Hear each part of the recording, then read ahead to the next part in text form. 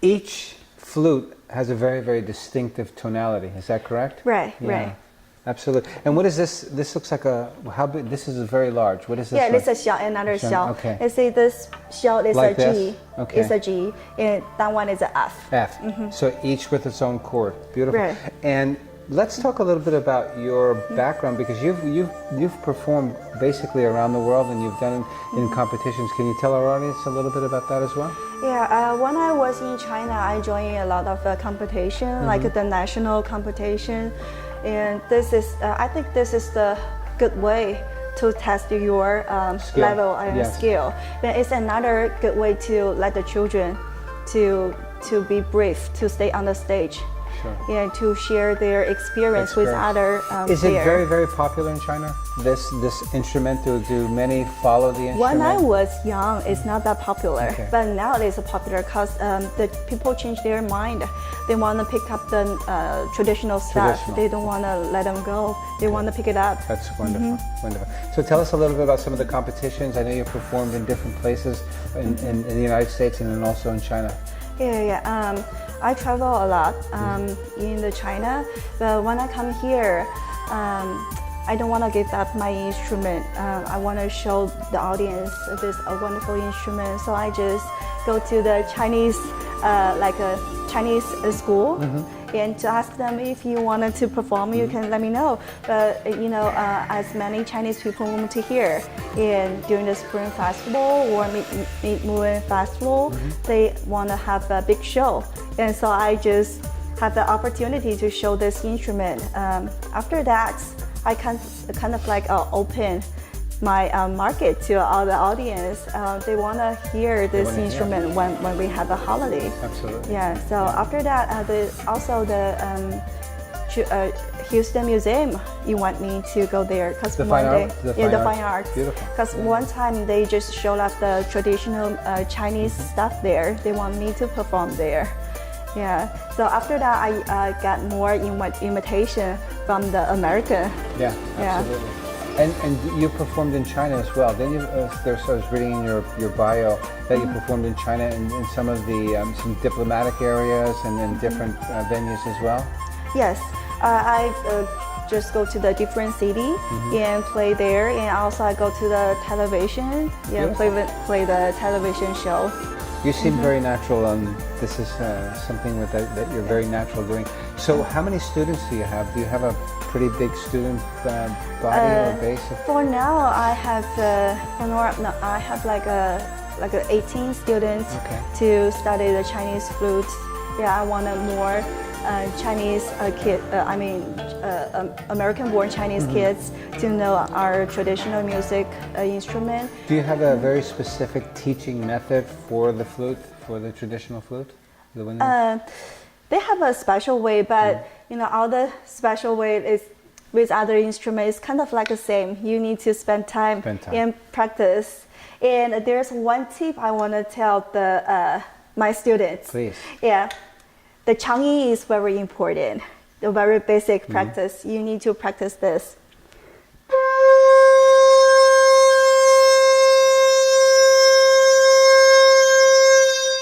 It's like a gangqin. If you practice gangqin, you have to play hanong. Yes. It's like a really basic thing. It's a boring, but it's really useful. It's the basics. The foundation. It's the foundation. The foundation. Yeah. You have to play this. What do you think is the biggest challenge with the children? Are they following through? Are they becoming interested in the instrument and the history of the instrument? Because I know children today, of course, they have many different things in their lives. So are they actually spending time learning the instrument and practicing? Yes. The good thing is the American children here, their parents do not push them. Okay. Yeah, they always tell their parents. Difference in it's a difference. Yes. It's really different. The Chinese parents, they're in China. China's Chinese parents always like to push the children. That's a good thing, but sometimes when you push it hard, and the children just want to against you. Correct. Yeah, but children here, the parents give their chance, and they say, I want to learn this instrument, and then you go. If you like it, you will put more time and more interest on it. Usually my students just practice by themselves. their parents do not need to spend that much time to push them. And that is a good thing. Do they have their own instruments, your students, or do you supply the instrument? How do they get the they instrument? have their own instrument. Okay. How do they get their instrument here in Houston? Do you help them find? Yeah, I have them to buy it from China and ship it to here. Very good, very good. Anything that you'd like to maybe part or tell the audience in terms of, a little bit more about the history or your projection? Because I know you have a very active schedule. So maybe tell us a little bit, maybe some of your future plans. What's scheduled for 2019? Okay, for my future plan, right now it's like more Chinese children, American-born Chinese children to learn this traditional music. Maybe for next year, I want more American children to know this instrument. It's a wonderful instrument. It's a wonderful instrument. Because the music, it's like the kind of like another kind of language to the people. If we speak the different kind of language, we don't understand each other. It doesn't matter as long as we have the music. That's right. I wanted them to know to learn this amazing instrument. Yeah. It's beautiful. So your band, do you have any plans with the group that you play with, the ensemble? Are you going to play here in Houston? Is there some place where we can help maybe get it out to the audience so we can come see you play? Yeah, we wish we have another concert next year. Okay. So Sylvia, one thing I was curious as we're looking and talking about this is, how long does it take a student? You've been 22 years. So how long does it take a student to really understand and really appreciate the music? I think as they understand a little bit more and appreciate it, they kind of want to spend more time with it. So what are you seeing with your students as far as how long does it take them to really understand it and appreciate the music? It's really depend on the different students. Okay. Some students, they just give the kids. They just born to the music. They get it really quick. And they can, as you say, if you want to play the Chinese flute, it's hard things to make a sounds. Some kids can blow it to make a sounds at the first time they blow it. But some other kids, they have a difficult time to make a sounds. They may not make sounds. It takes time. Usually, for those kids, they cannot make the correct sounds. They need to take 2 to 4 weeks to make a correct sounds and to make it stable. But for those kids, talent kids, for those who can make a sounds at the first time, they just spend like a short time to make sounds. Much like yourself, a gifted, someone that really just... I think so.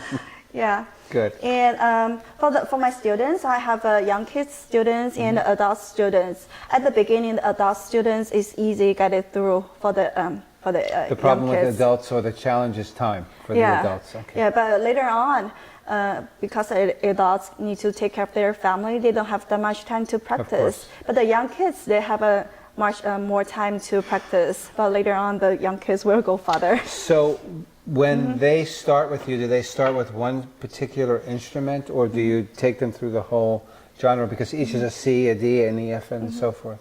So for the young kids, I suggest them to start with the F.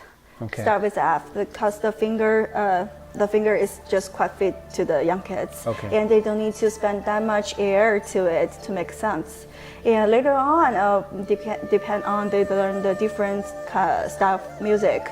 I suggest them to have another key of the flute. Now, one thing we also mentioned was the scale. There was a little difference, and this is an older, more traditional instrument versus these are the more updated and I'd say modern flutes. So this only has a scale of, this only is 5 scale, or? Yeah, for the traditional Chinese music scale, I mean the key, they have a 宫商角徵羽. It's like do, re, mi, sol, la. They don't have a fa. They don't have a fa. This is exactly keep the old traditional to now. That's a natural scale, no fa. But now they made a fa to try to fit the modern music. Let me see. But it sounds like a kind of a weird. Yes. If you play the traditional music with this instrument, the traditional music don't have a fa. Don't have a fa. Never. And then the newer. But the traditional Chinese flute has a fa. Has a fa. Yeah, they fix it for a long time. Okay. But for the old time, they just have a as well. But right now they fix it. They fix it for a long time. 7 notes. Okay, perfect. So Sylvia, thank you very, very much for inviting us into your lovely home. And then this is a craft and an art, and we're very, very fortunate that we don't lose that here in Houston. And thank you again. Is there a way that we can get in touch with you, or our students or adults that would like to learn more about this? How do we get in touch with you? Just come to my house. Call my number. I'm open to everyone. Do you have a website or a Facebook or anything, YouTube? Oh, yes. Okay. Yeah. Tell us so we can help you. We'd like to our audience to understand how special this is. So how do we get in touch with you? Yeah, actually, you can search the Facebook. You can search our band, Easter Ankle, or search my name, Yixiu. You can find me out. Okay. Fantastic. Phone number? Do you mind? Oh. 832 blah blah blah. I'm kidding. 832-274-8991. Fantastic. And how long have you been in Houston? You've been in, what, you said 10 years? Yeah, I've been there for 10 years. Fantastic. Very good. Thank you so much. This is an art and a treasure. Thank you so much. Thank we appreciate you. it. Thank Shinikwela. you. Bye-bye. Bye-bye. Thank you.